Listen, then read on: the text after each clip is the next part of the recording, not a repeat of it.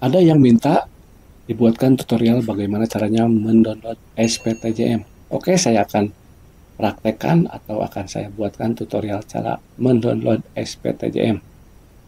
Namun sebelumnya yang baru bergabung, jangan lupa subscribe terlebih dahulu ya teman-teman, kemudian berikan like dan juga komentar yang positif untuk terus mendukung Digi lain. SPTJM adalah surat pernyataan tanggung jawab mutlak. Ada dua jenis SPTJM, yaitu kebenaran kelahiran dan kebenaran sebagai suami istri.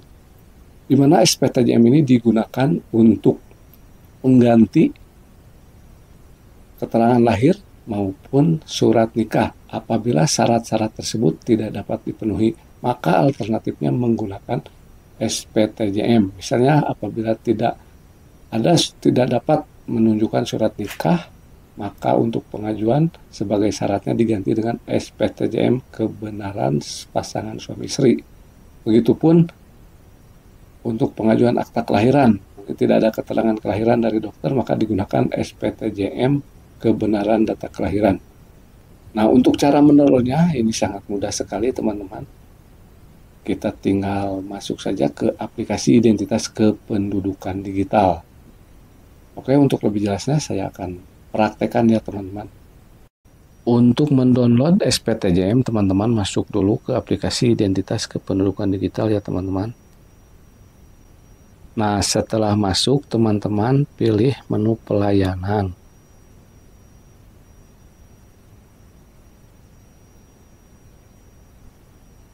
Di menu pelayanan, teman-teman tinggal memilih kelahiran WNI.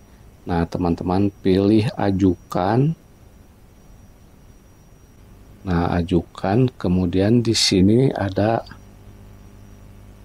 unduh ya teman-teman. Di sini pilih unduh. Nah, ini ada SPTJM ya teman-teman yang bisa di-download di sini ya teman-teman. Jadi tinggal diunduh dokumen saja ya teman-teman. Nantinya akan tersimpan di memori handphone teman-teman masing-masing.